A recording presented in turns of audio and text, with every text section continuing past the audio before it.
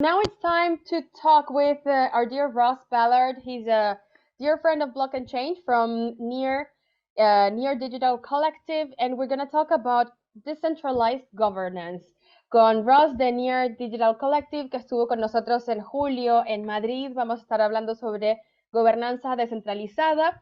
Y bueno, voy a estar traduciendo para Russ. Y las chicas aquí del equipo me van a ayudar a enviar como unos key elements to the chat. Entonces, Ross, I'll be translating a little bit for you. So why don't we start with you? Please share a little bit of who you are and what you are doing now. Of course. No, super glad to be here. Thank you for this amazing opportunity.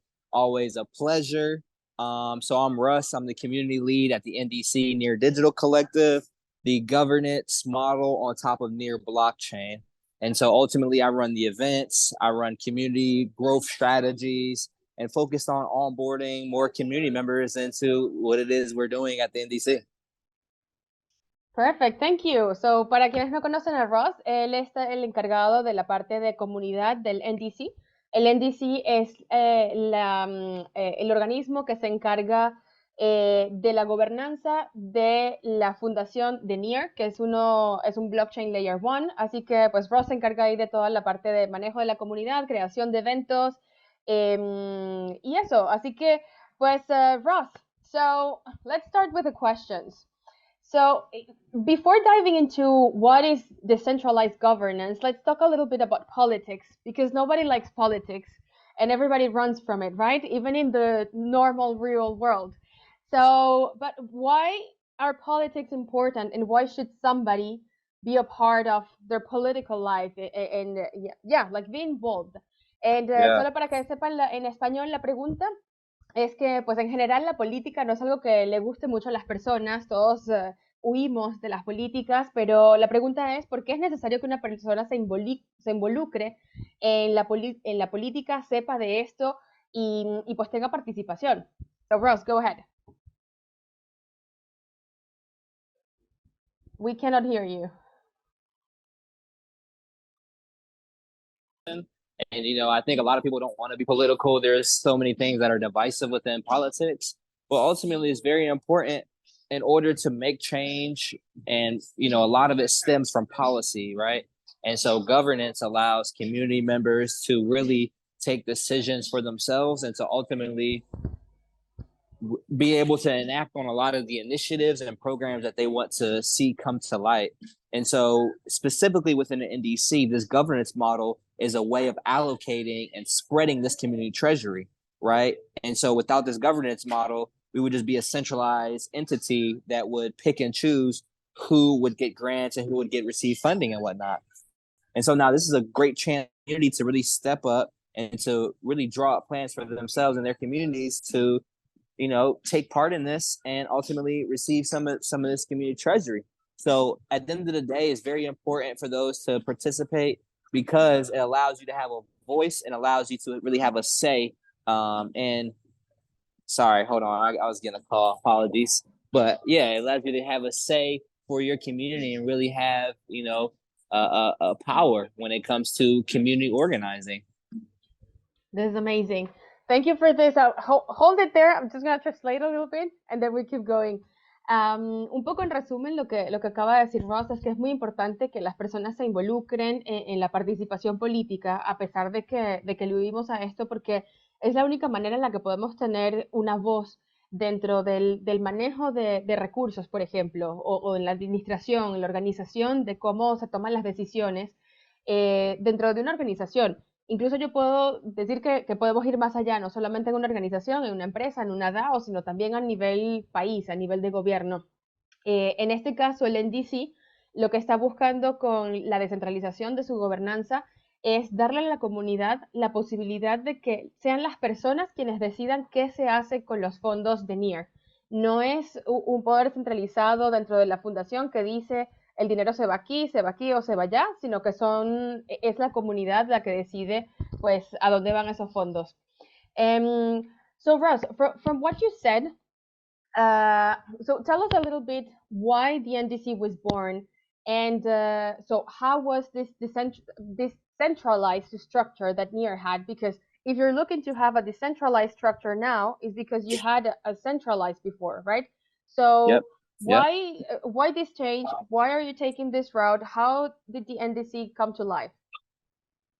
So that is another great question. The NDC came to life as an effort to be completely transparent, honest, as a way of decentralizing the entity as a whole. Like the impeding SEC regulations, with tokens becoming securities and all the policy or law behind that.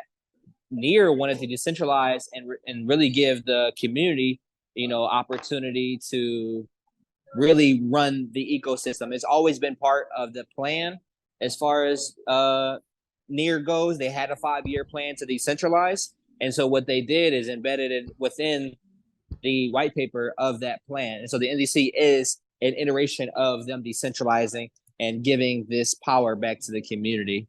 And so, yeah, that really stemmed from our founder, Ilya, had a talk last year at ETSIT in which he talked about kind of the birth of the NDC and the importance of being able to give funds to the community and let them to galvanize and organize themselves.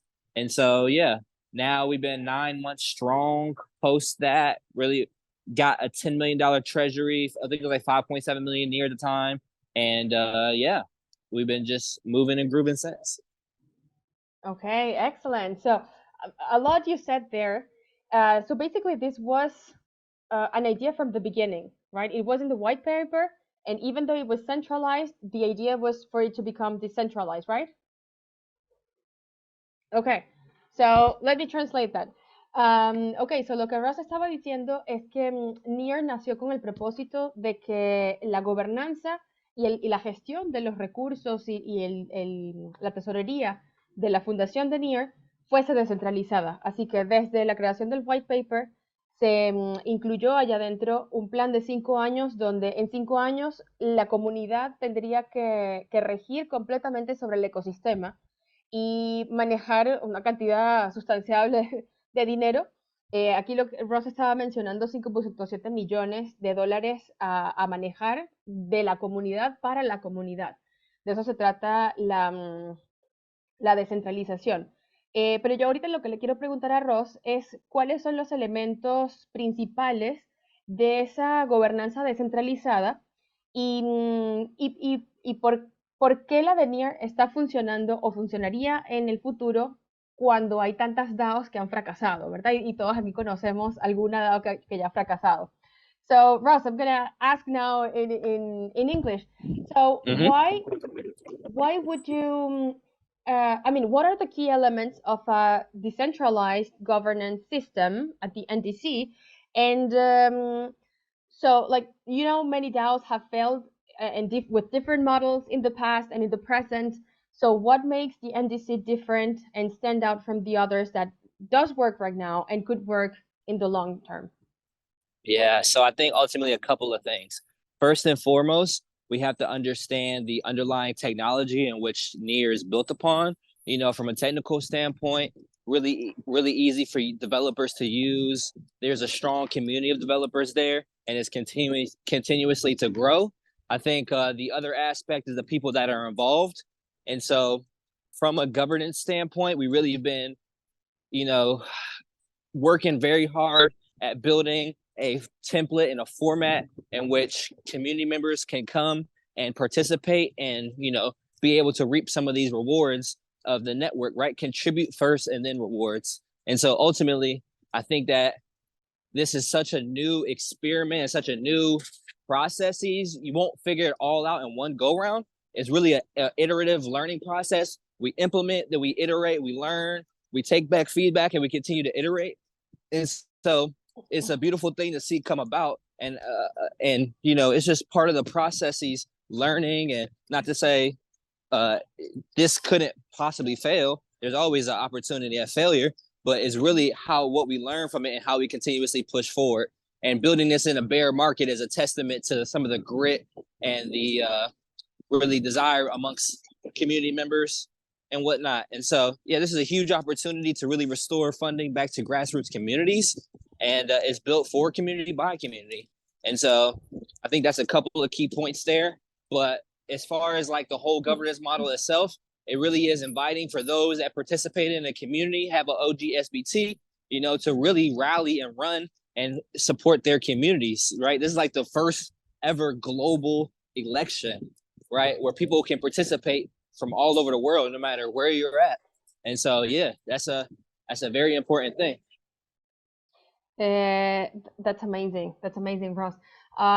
So why is the chat so quiet? You were pumping up messages before. Is it because we're talking about governance and it's a difficult topic, right?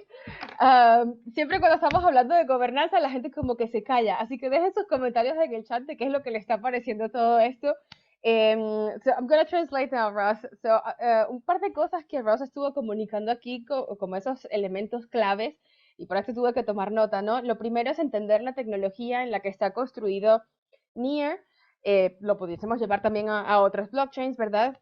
Conocer a la comunidad, interactuar con ellos, conocer los desarrolladores que están pues creando la tecnología y haciendo que la tecnología crezca.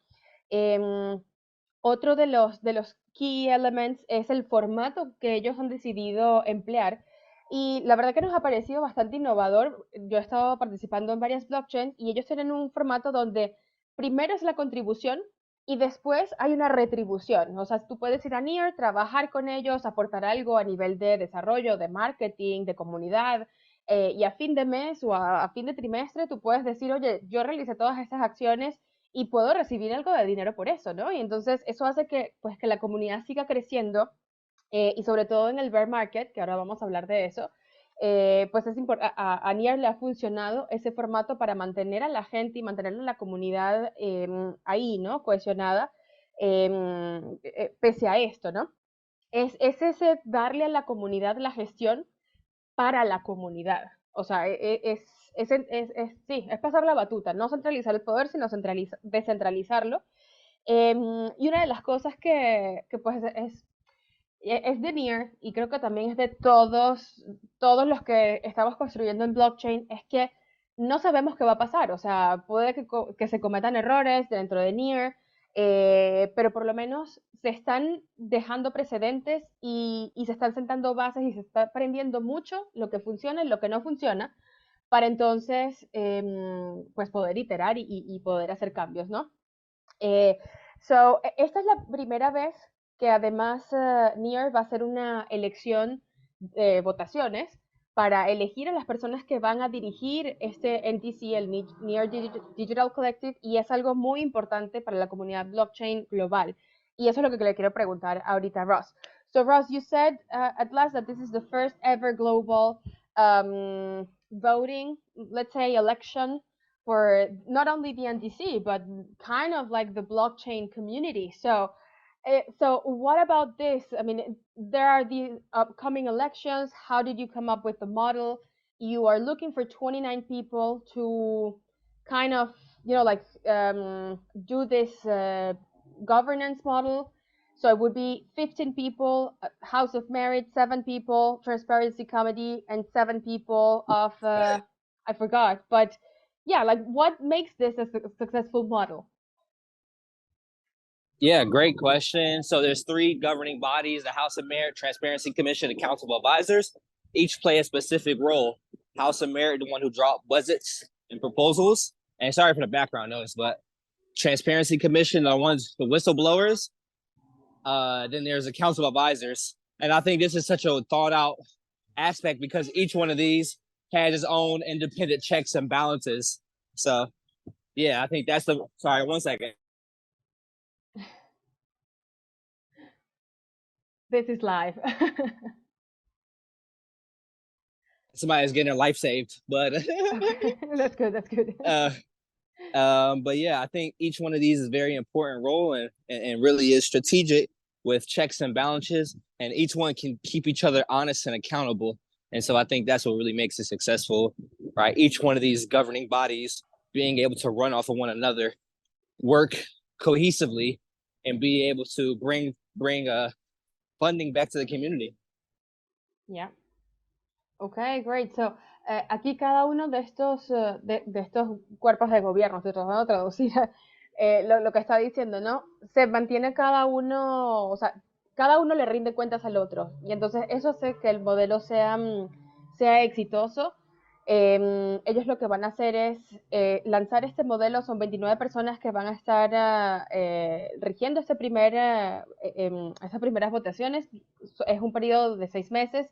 Y después se van a ir agregando personas que sean el cuerpo completo que maneje todo el NDC, toda la tesorería de NIR. So, Russ, where can people vote and be part of the NDC? Oh, in order to vote, you have to first I Am Human verify. And I Am Human is a application that we built to protect against anti-Sybil resistance, meaning like bot attacks, and make sure that it's fair, one person, one vote. So it's a face scan verification. We use a third party called Fractal, which doesn't store any PII or personal information. And ultimately, we use them to face scan verify. So you can go to proofofvibes.com/human and verify there. Face scan, set up your wallet, get all that situated. Doesn't take too long. But in order to vote, you must have that first. And then on September 8th, we'll be opening up elections. And so on that day, you'll be able to go to the nomination site and vote from there. Okay, perfect. So, si quieren participar de la votación de NIR, ser parte de la comunidad, nosotros aquí en Block&Change vamos a estar pasándoles también toda la información de cómo pueden hacerlo. Lo importante es hacer una verificación de humanidad, donde podamos llevar la cuenta de que es una persona, un voto, y que no hayan bots que estén por ahí votando por una persona, un candidato en específico. Sino de esa manera poder entonces controlar realmente quién está votando, ¿no? Son las maneras de como balancear un poco este tema de la transparencia y la anonimidad dentro del blockchain y que sean votaciones realmente transparentes. Entonces, pues hacen esta verificación de I am human, se llama, yo soy humano, con una... Sí, es un sistema que se llama Fractal, que verifica tu identidad y no necesariamente guarda toda tu información, sigue siendo anónimo, pero simplemente valida que esa cuenta pertenece a ti y que por lo tanto puedes realmente votar. Y esto es muy interesante, lo vamos a ver después con uno de los showcases que va a hablar aquí una de las personas que va a venir al final del día, porque esto que está haciendo el NDC es un paso para poder llegar de repente algún día llegar a votaciones descentralizadas a nivel de países. Entonces, todo lo que está pasando en pequeñito en el blockchain es muy importante hoy porque realmente nos puede cambiar la vida mañana.